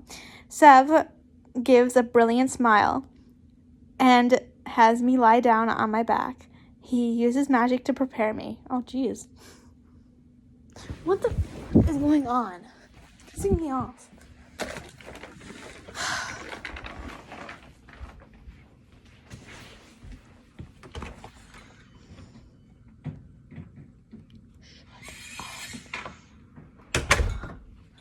I was wondering what the hell was going on. It was making weird noises out there. Okay. Sorry, I had to check. I was just like, this bitch is being annoying. Going to murder him. The normal. Sev's... He prepares me. Before he can enter me, though, I use magic to put a condom on him. Wait, what? What? Why can't he? Well, like, duh. Like, you can still be unprotected. He gives me a funny look. Harry? Right, he doesn't know yet. Oh, no. Severus. You see, I'm, sort of pregnant. I stumble a bit, hoping he's okay with me being pregnant. He's confused. His confused face turns to realization and then to one of complete and utter happiness. Oh, my love. We're going to be parents. I love you so much. And with that, Sev enters. Just like, she didn't say that she's like, she didn't say, she said that she's pregnant, not spear me, daddy. What the? Yes, I took that from, no, it's skewer me, daddy. That's what it was. It's, Dad's Games. He was reacting to Trying Not to Laugh, I think it was. And one of them was this girl was saying that I'm pregnant, and this guy literally jumped on top of her. And he said those words, and it was perfect. Okay. And with that, Sev, and it feels as good as the first time we made love. It feels as good as to... feels so good to be stretched out, and I give a low moan every time he hits my sweet spot. We both moan each other's names and are breathing heavily. I finish first, and then Sev is finishing, and it's so perfect. He's perfect. Sev cleans us up, and we just cuddle together on our bed under the blankets. But that's when I realized that neither one of us put up a silencing charm. No!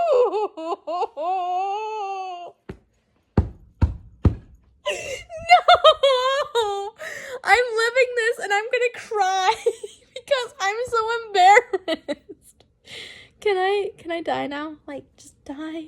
This is secondhand embarrassment. I'm gonna cry. I'm literally crying right now. No. This is not good. Neither of one of us put up a silencing charm, and that my parents more than likely heard us. I think Savvy came to the same conclusion for he said, maybe they're still asleep. Try? No! We heard my father shout from the other side of the door. Oh, and Harry, your mother is completely traumatized. I don't know where that laugh came from, but perfect! Yes! Traumatize her some more. We then heard father chuckling as he walked away. I'm never leaving this room again. I groan into Severus' chest. Same, love, same. We have spent the rest of the day bed cuddling and catching up on our week. A week apart. Yeah, I'm not leaving this room. A ring and an apology. Yeah, apologize to the mother. What kind of... A ring and an apology. Severus's POV. The next morning, I woke up with Harry sleeping peacefully next to me. I couldn't help the sappy smile I gave. I just love Harry so much. I stroked his hair and put my other hand on his stomach. I couldn't believe that I'm going to be a father. I'm immensely happy. I'm also a little bit nervous. I hope I could be a good father and a good husband. I thought that summer was like slowing down to come into my... Yeah, that's not right. I nearly smacked myself in my own stupidity. I forgot to give Harry his ring. I quietly got up, went to my suitcase, got the ring box, went back to our bed, and gently shook Harry awake. I'm awake, Sev, he mumbled, still half asleep. I stifled a chuckle and helped him sit up. Sorry to wake you, love, but I have something to give you. And with that, I hand him the ring box. His eyes widened, and he slowly, carefully opens it. Oh, Sev, it's beautiful, he gasped. It's the picture showing now. I take it out of the ring box and place it upon his ring finger. I then kiss the ring. Where did you get this? He asked in curiosity. My family's vault. You see, it's been a family tradition to use the ring in our past family members. there is probably close to 100 rings in it. Damn. Interesting.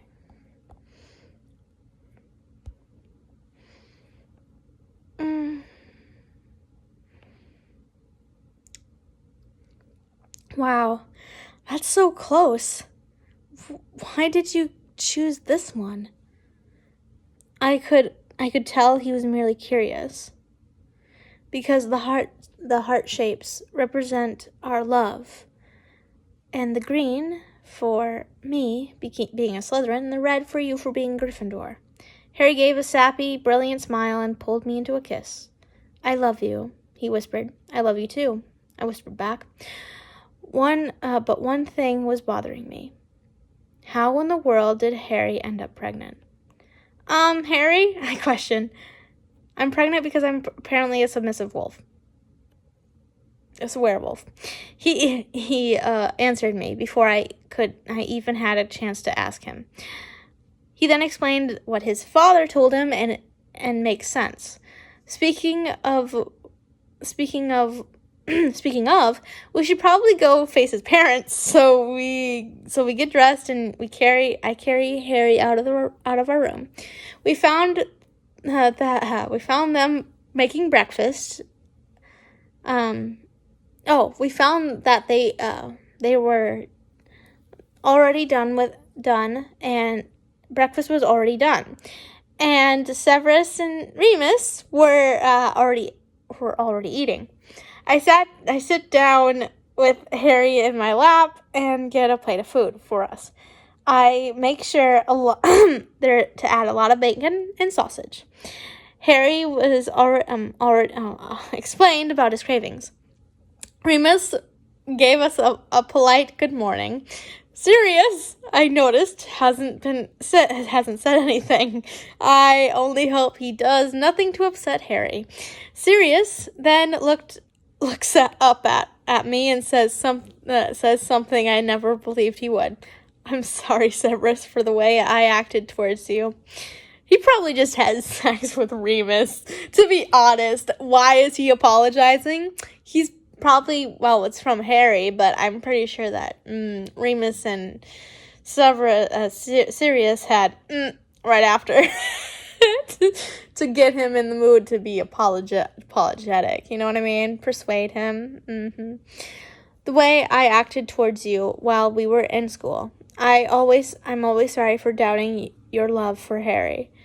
Please take good care of him. I was shocked to say the least, but I could also tell that he was being sincere. Apology accepted, Sirius. I also promised to take the best care of Harry as I possibly can. He nodded once. I know this must be hard for both of them. I mean, they thought they lost not only each other, but their son as well. They completely missed Harry growing up. We all enjoy a peaceful breakfast, and they asked me about my trip. And they noticed Harry's ring, and they didn't say anything, probably knowing that we want to wait until we can gather everyone together to announce Harry's pregnancy and our engagement. Author's note: Happy Valentine's Day for anyone who celebrates it. Aw, that's so sweet. Emotional breakdown. Yeah, the reason why women are really emotional on their period or when they're pregnant, it's the hormone imbalance of making a baby and getting rid of said useless part of baby. Why the did I just say that? I'm trying to describe a period. How do you say that? Because you're half of your mom and you're half of your dad. So that's half of you just now. It's like your womb having a tantrum every once in a month. That's saying, I want some sperm, give me some sperm. And you're like, can't give you any. They're like, you bitch, and like just tear take this, bitch, take some of this. You know. I could go into real detail, but no, this isn't the channel for that. Harry's POV. It's been a few days since Sevy came back home. I really am glad he's back. Sev is currently in his lab, making some morning sickness potions for me. He really is the best. I sigh dreamily and go to the kitchen to prepare dinner. Tonight, I'm going to make beef stew. What kind of voodoo is this? Huh? No. My dad's a wizard. He knows shit. We did not plan to have beef stew until right when I was recording this video. No, this is... I'm so concentrated on cutting the carrots that I didn't hear Sev enter the kitchen. What you making, love? I hear his voice ask me, but since I didn't notice his entrance, I jumped so hard I ended up cutting my hand with a knife. Harry, he cried, practically ran to me, taking my injured hand into his own, apologizing profusely. Severus, love, I'm fine, really, I tell him. He looks up at me in his kneeling position by my wheelchair. I know, I'm sorry I startled you. He healed my hand and kissed my forehead. He then left the kitchen and went back to his lab. What was that about? I was confused, but I try not to let it bother me. For the next couple of days, Severus has been getting distant from me, and I don't know why. I thought everything was going so great. What's happened to cause Severus to pull away from me? Severus's POV. I still can't believe I hurt my precious Harry, even if it was just a complete accident. I vowed to myself I would never hurt him, and yet I did. It always ends up like this. I always hurt those I love. First my mother, then Lily, and then now Harry. I already lost him once. I don't want to lose him again. And if it ends up being because of me, I lose him. And what of our child? What if I hurt them too? I'm pulled out of my thoughts when Harry's screaming my name. Harry? I ask dumbly. I look around and find that I'm in our bedroom. How did I get here? Last I remember, I was in my lab, where I've been for the couple of days, trying to sort out my thoughts.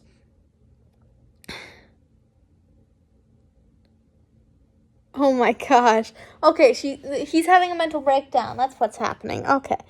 I finally focused on Harry and found tears streaming down his concerned face. I flinch internally because I'm the cause of those tears. Severus, what's going on? All I know is that you're getting further and further away from me, and I don't know why. What did I do? He shouts. He breaks down, crying, and whispers brokenly.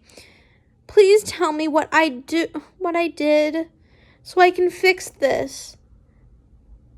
This distance between us. What have I done? I pulled him out his wheelchair and got and onto my lap. My love, you have not done nothing. I start. Merlin, Harry, I'm so sorry. I'm so sorry. I foolishly let my own fears drive me away from you. I never wanted to hurt you, but that's exactly what I did. I hurt you. I'm sorry. After I finished, I never expected him to kiss me so passionately. Severus, it's okay. It's okay to have fears. Just please, next time, talk to me.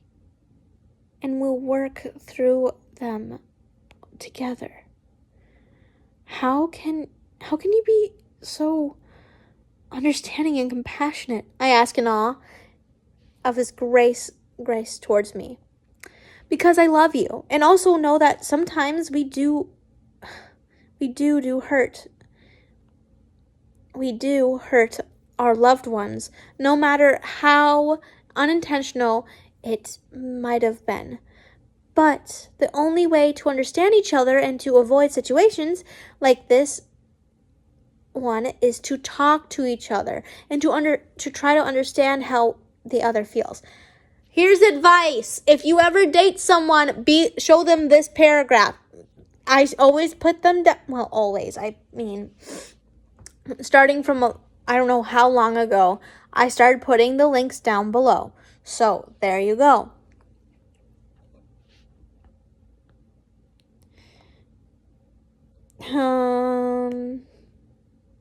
I love you, Harry. It was the only thing I could think of to say. I love you too, Sev. We then spent the rest of the evening talking about our fears, despite the fact that this whole thing would have been avoided if I just talked to Harry in the first place. I do believe that we both came away from this understanding each other better, and I feel even more love with him. Okay. Dinner party. Harry's POV. Yes, tonight Sev and I are going to throw a dinner party so we can announce our engagement and my pregnancy to our friends. Of course, there is one other surprise. We're going to tell them that not even my parents know yet. I can't wait. Right now, though, Sev and I are preparing dinner together. Ever since Sev's emotional breakdown and our talk a week ago, he's been making up for it by spending lots of time with me. I would have told him that he didn't have to if it wasn't for the fact that I knew he would have done it so anyways. Besides, I love spending time with him. But we hear the doorbell and I go to answer it. Hey guys, come on in, I greet Harry and Hermione. Thank you for having us, Draco thanks. Of course. Dinner will start as soon as everyone gets here. I make sure that they are comfortable in the living room. Then I go back to helping Sev finish dinner. Over the next few hours, everybody arrived, everyone being Draco, Hermione, Luna, Neville, Bill, Fleur, Charlie, Fred, and George, Arthur, McGonagall, and my parents. Dinner is done, and dinner was done, and we all sit at the table that Sev transfigured to fit everyone at. We all talked for a while, catching up with each other, and it was nearing the end of the dinner when Sev spoke up. Now there is a reason for us little get-together. Harry and I are engaged to be married. He paused to let that sink in. Oh, Harry, that's wonderful, Hermione says joyously. Please let us see the ring, mate, Fred asks. Wait a minute, where's Ron? Ron wasn't mentioned in the Gold Diggers, and he's not mentioned here. What the heck happened to Ron? I'm so confused. I'm confuzzled.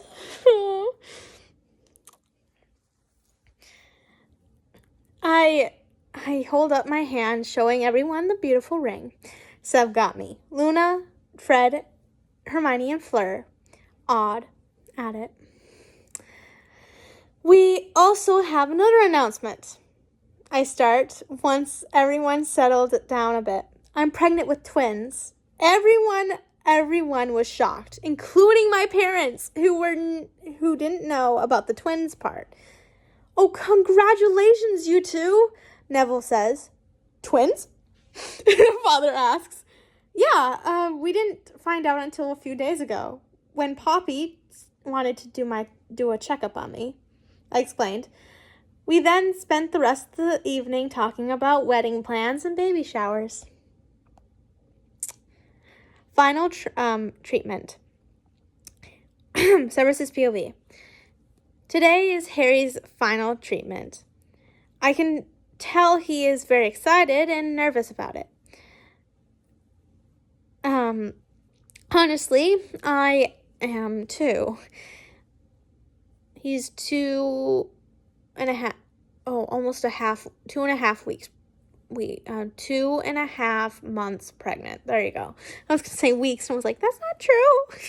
So he's about 9 weeks pregnant. Maybe 8. 9 or 8 weeks pregnant. Hey Severus, my beloved asked from his place. We are reading on the couch together, and Harry set his down and looked at me. I put my book down as well and gave him my full attention. "Yes, my love? What if I don't get use of my legs back?"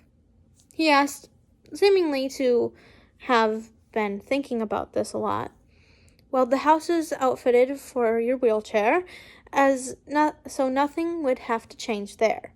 There are lots of wheelchair-friendly places out there, too. So we can still go there, do lots of stuff together and with our children." I mused aloud. "Will you still love me?" he asked quietly, and I paused. How is it I keep missing stuff like this? I could really pull Harry into my lap, mindful of his overgrowing stomach. I lift his head up so we can look into each other's eyes. "Harry James Lily Lupin Black." I start with using his full real name. I have always loved you and will always love you no matter what. It does not matter whether or not you can walk. I still love you. I would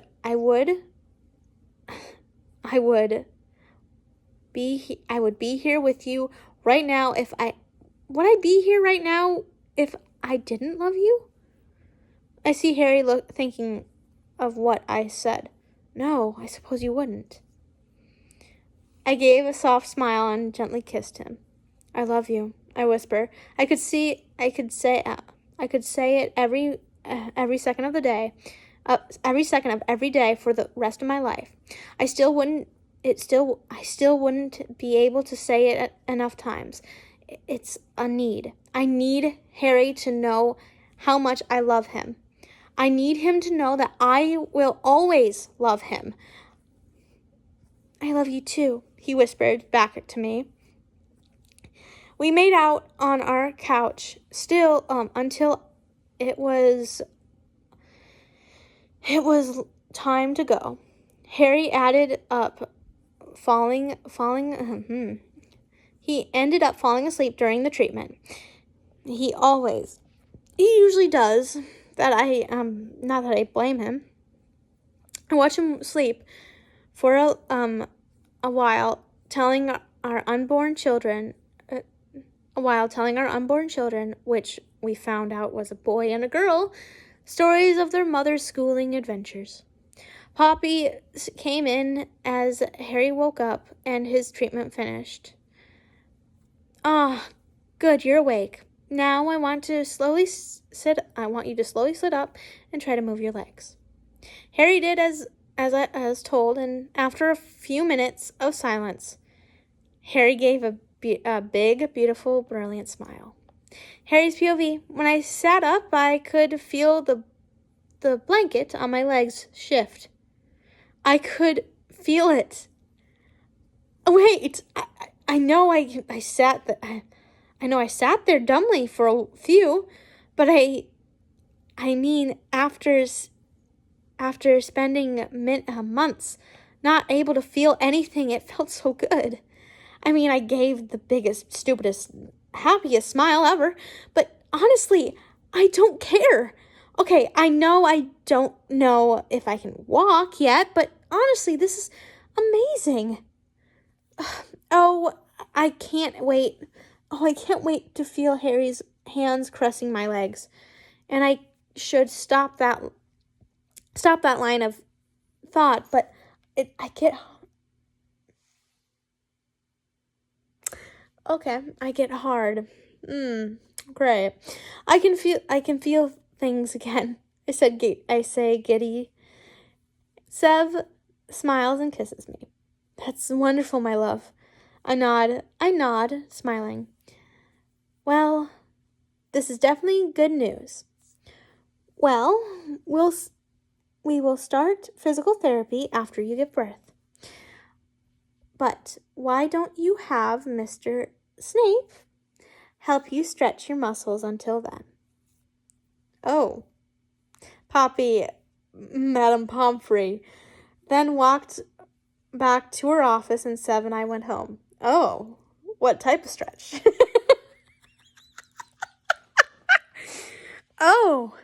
Oh my. Well,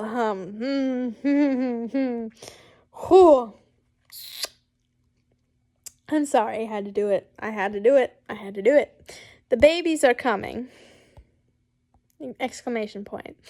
Harry's POV. Sev and I are back home now, and we are currently laying down on our bed, cuddling together. I gently kiss him warmly and whisper, I love you. Sev cups my cheek. I love you too, Harry. I continue gently kissing each other for a while. Now, how about I do what Poppy instructed me to do? Next thing I know, Sev is experimentally massaging my legs. And by Merlin, does it feel good. So good to actually feel things again. Sev, that feels so good.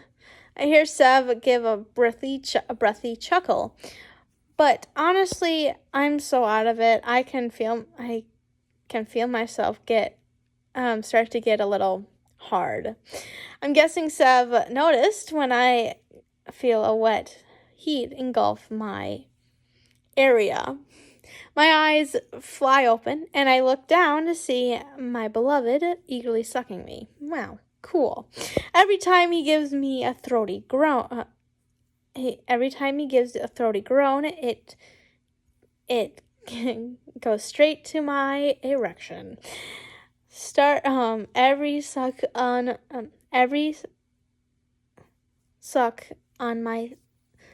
me sends me closer and closer to completion. Sev, I'm so close. And to my dismay, Sev pulls away from me.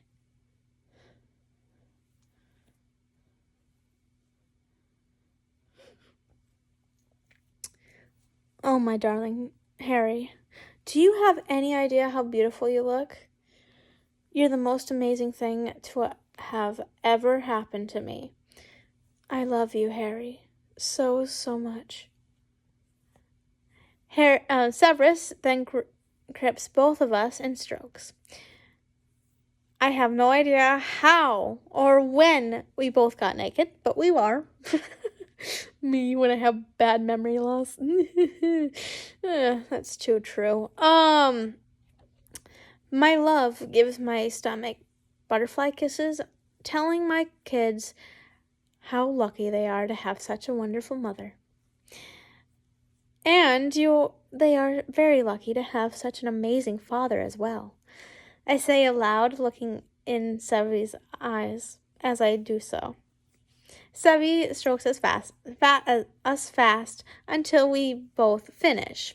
I clean us up with a wandless and wordless spell. After coming down from my high, we then went back to cuddling. It's been 2 months since my last treatment, and so they're on 4 months for the baby. I'm cooking breakfast of all times. Wait, what? 9. So 2 more months after the... So let's say 10 weeks, which is about 2 months and a half. 2 more months is 4 months and a half. Are they saying a little bit more than that? Because that would be premature, my dude. Because that would not be good. You said 10 treatments, which is 10 weeks, because it's 1 every week. So either your timeline is messed up or you're missing a couple of months. They do it before the treatment or after the treatment? Let's say a week before the treatment, because that's probably how much alive he was. So let's do that. Yes, he was. So it's still almost 5 months. That's premature. Oh, that's gonna be tiny babies. Okay. I'm cooking breakfast of all things when I feel it. A slight cramp that gets stronger as the minutes go by. By the time I realize what's going on, my water broke. I knew that wizarding pregnancies go faster than muggle pregnancies, especially in the giving birth area. And I'm completely unprepared. Severus! Severus! I shout for my fiancé. We decide to wait to get married until at least after I give birth. Severus's POV. I'm in my potions lab when I hear Harry's panicked shouts. My heart stops. All kinds of scenarios pop into my head. What if a rogue Death Eater have invaded our house and are hunting him? What if he's gotten hurt and gotten himself hurt? What if I'm running out of my lab and into the kitchen? I'm by his side and before I knew it, Harry, what's wrong? Are you okay? As I was going to continue at my frantic questions, but he interrupted me. The babies are coming. I really wanted to faint right then and there. Sorry. Our little family. How long do I have to go? Oh, I'm on the last chapter. Oh, well. Our little family. Severus's POV. Once Harry said that he was going into labor, I quickly flooded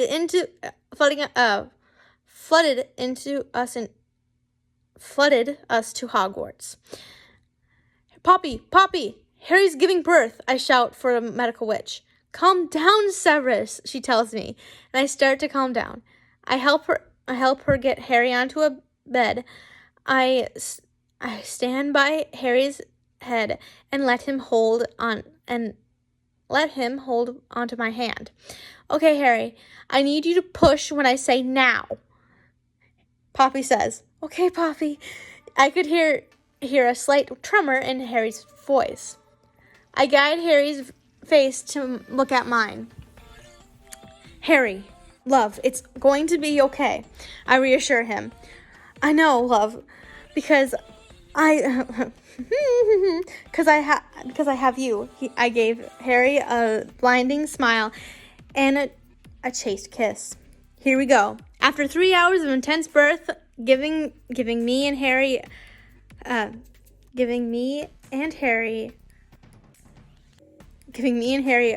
blessed with birth giving.